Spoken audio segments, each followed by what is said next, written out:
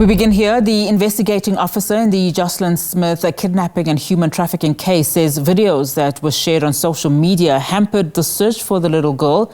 Captain Wesley Lombard is testifying for the state in the trial of Kelly Smith, Jacquen, Boeta, Appollis and Steveno van Rhyn in the Western Cape High Court sitting at Saldanha Bay on the Cape West Coast. Lombard says they struggled to build the necessary trust with community members to assist in the investigation. Now, this follows negative publicity on social media by various individuals, including Jacquen McKenzie, who said the police are incapable and did not have enough resources. Now, he says community members who followed police around making live videos were a major problem in the search for the little girl.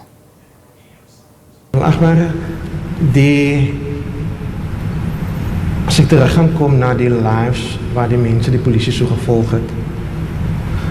If I go back to the lives that the police were following, is dat verdachtes, mensen wat rechter waar een organized crime of enige verdachte mensen kijken naar social media's en hulle kijken naar wat die politie doen. Suspects in organized crime would, through this social media, would see as to what the police would be doing. En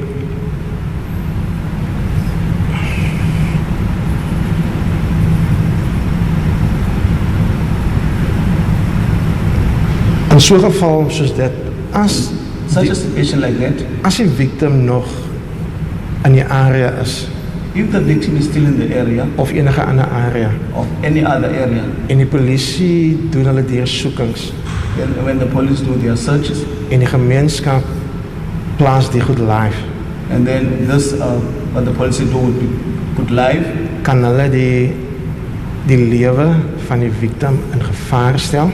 That can result in putting the life of the victim in danger. Hulle kan ook die verdagtes die tip of gee dat die polisie is besig hier. They would also give the suspects that the tip of that the police were busy here. Het kan wees dat die polisie miskien by 'n moontlike verdagte se huis is of 'n familie se huis. It can so happen that the police may be at suspect's house of a family of the victim's house. So dat sal die verdagtes die ek sal sê die 10 stappe vooruit gee om te beweeg met die victim. It will give the suspects an upper hand as to wat baie beslis die sukses van die ondersoek kan belemmer vorentoe. Which can affect in a bad way success of the investigation. Asook die soektog. As far as the searches. All right, for more on this, let's now speak to SABC News reporter Tanya Krause, who is live for us in George in the Western Cape. Tanya, you've been following, of course, this case for us. So today, investigating officer Captain Wesley Lombard was back on the stand. Just talk to us about what happened in court then, and perhaps touch on what Lombard had to say about just the challenges police encountered in their investigations, you know, days or minutes after the little girl was reported as missing. I mean, one remembers, of course, the number of myths and disinformation that was circling at the time. Yes, definitely. It was another eventful day today. I will just start from the beginning, where Kelly Smith became nauseous during Captain Lombard's testimony, which led to a break of about 2 hours. And before that, Captain Lombard was speaking about a meeting he had with other detectives on the 1st of March last year, and that they realized the statements by Kelly and Boeta did not corroborate each other. And after the break, the captain mentioned that the investigation led to information that Kelly was involved in prostitution. And he says they didn't find any links with this to Joshlin's disappearance, though. And this is where he came in with the live videos and the social media that hampered the investigation. He said that they struggled to get trust from the community to help them in the investigation because of this bad publicity that the police received on social media by individuals such as Jacquen McKenzie, who said the police were incapable and didn't have enough resources. And he said the big problem in their search for Joshlin was community members taking live videos for TikTok and other platforms while following the police around.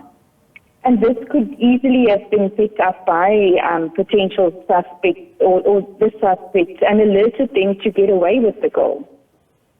And the captain later talked about interviews that were held separately with Boeta and Steveno, and that both indicated Kelly must be asked about Joshlin's whereabouts.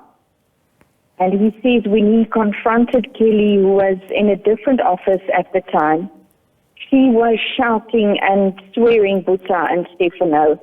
And Kelly then repeated over and over how Boeta could do this to her because she trusted and loved him.